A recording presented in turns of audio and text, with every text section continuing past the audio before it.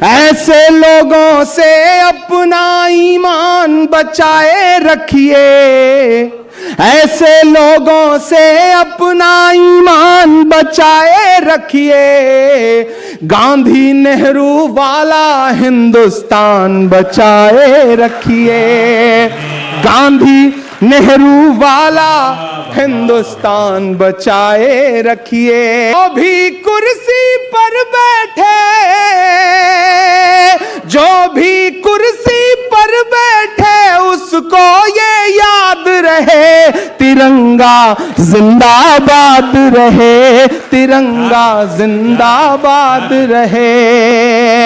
हरा सफेद हो या केसरिया सब आबाद रहे, तिरंगा जिंदाबाद रहे, तिरंगा जिंदाबाद रहे।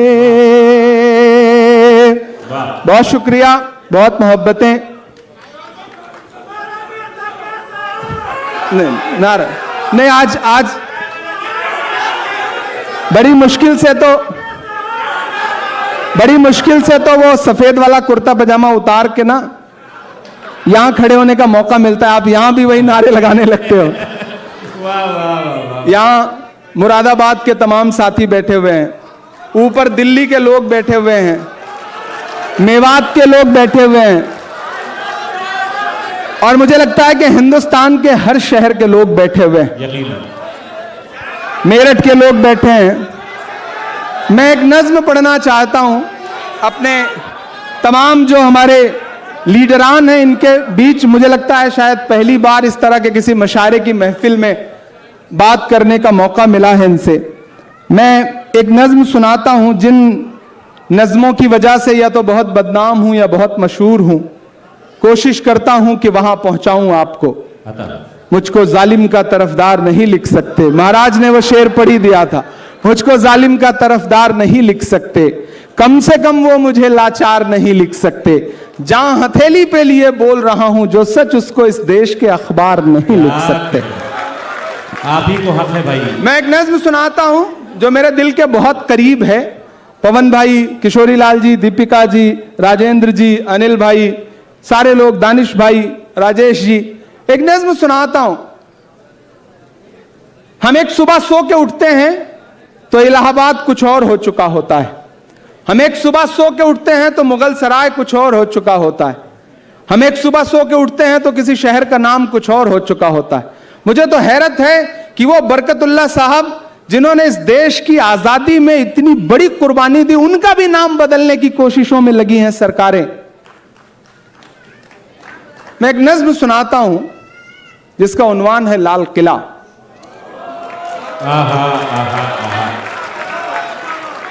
आपकी दुआओं ने सांसद बना दिया तो अब तो ऑफिशियली इनविटेशन आता है कि भाषण होना है वहां की दीवारों से, तो आइए भाषण सुनने। मैं कभी कभी जब गाड़ी लेके निकलता हूं आसपास से उन दीवारों के, तो मुझे ऐसा लगता है वो दीवारें बात कर रही हैं, वो दीवारें कुछ कह रही हैं। मैं एक नज्म सुनाता हूं और आपने बहुत खूबसूरती से सुना है मशारे को। अगले 5-7 मिनट मेरे होकर के जैसे मुझे सुनते रहे हैं उस तरह से सुनिए। मैं उसी तरह सुनाने की कोशिश करूंगा इंशाल्लाह। बताएं कि आप तैयार हैं एक पुरजोर तालियों के साथ अपने महबूब। बस आप तसव्वुर करें कि माइक पर इमरान प्रतापगढ़ी नहीं खड़ा है बल्कि लाल किला खड़ा है, और वो जो चचा ऊपर बैठे हैं, अल्लाह सलामत रखे चचा। आप जब गमछा हिलाते हैं ना तो ऐसा लगता है बिहार में कोई गमछा हिला रहा है। तो आप उसी जोश जज्बे के साथ रहिए, कभी कभी संजीदा होइए, लेकिन ज्यादातर वक्त आप उसी तरह रहिए जैसे आप हैं। जिसकी मस्ती जिंदा है उसकी हस्ती जिंदा है, तो वो जिंदा रहनी चाहिए। वो ऐसे ही 3 बुजुर्ग, एक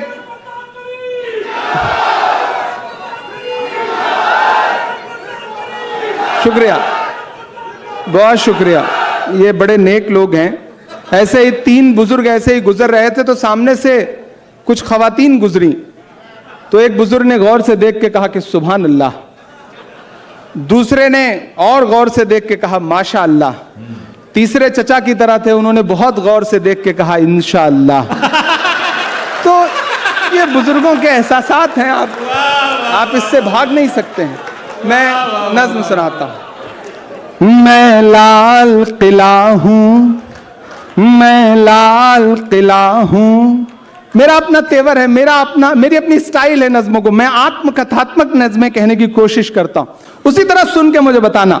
मैं लाल किला हूँ, मैं लाल किला हूँ, हिंदुस्तान में तुझे तोहफे में मिला हूँ। मैं लाल किला, लाल किला, लाल किला हूँ, मैं लाल किला हूँ, मैं लाल किला हूँ। कि मेरे बनाने वाले से नफरत भी है उनको, और मेरी दीवारों से मोहब्बत भी है उनको। जरा रंग में आइए, अभी उस रंग में है नहीं आप। कि मेरे बनाने वाले से नफरत भी है उनको, और मेरी दीवारों से मोहब्बत भी है उनको।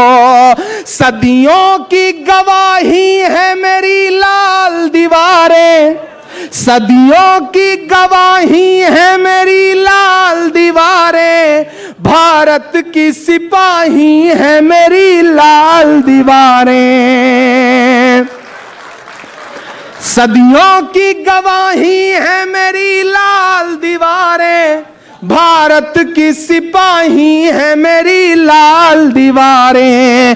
देखा गया एक ख्वाब हूं मैं शाहजहां का, देखा गया एक ख्वाब हूं मैं शाहजहां का, तामीर कामयाब हूं मैं शाहजहां का। के तारीख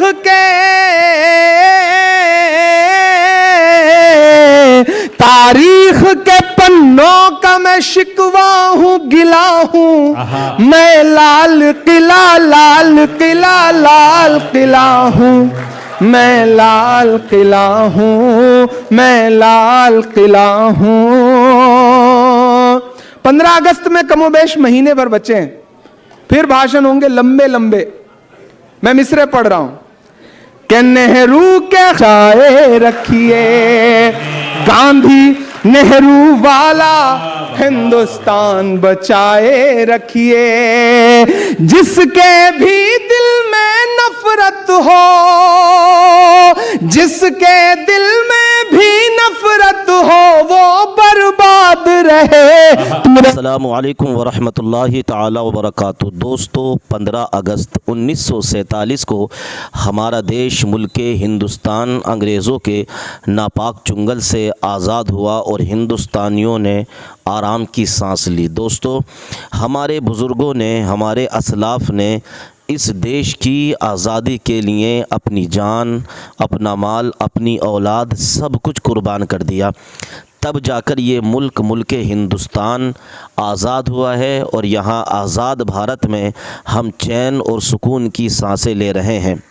दोस्तों, हमारे बुज़ुर्गों की क़ुरबानी, हमारे बुज़ुर्गों की मेहनतें हमें ये बताती हैं कि हमें अपने मुल्क से कितना प्यार, कितनी मोहब्बत होनी चाहिए। यकीनन एक सच्चा इंसान वही है जो कि अपने वतन से, अपने मुल्क से, अपनी जान, अपनी माल, अपनी औलाद से ज़्यादा प्यार करे। यकीनन हमें हमारे मुल्क हिंदुस्तान से अपनी जान से ज़्यादा प्यार है। अल्लाह इस प्यारे मुल्क को सलामत रखे। इस प्यारे मुल्क में रहने वाले हर एक इंसान को अल्लाह पाक सुकून अता फ़रमाए।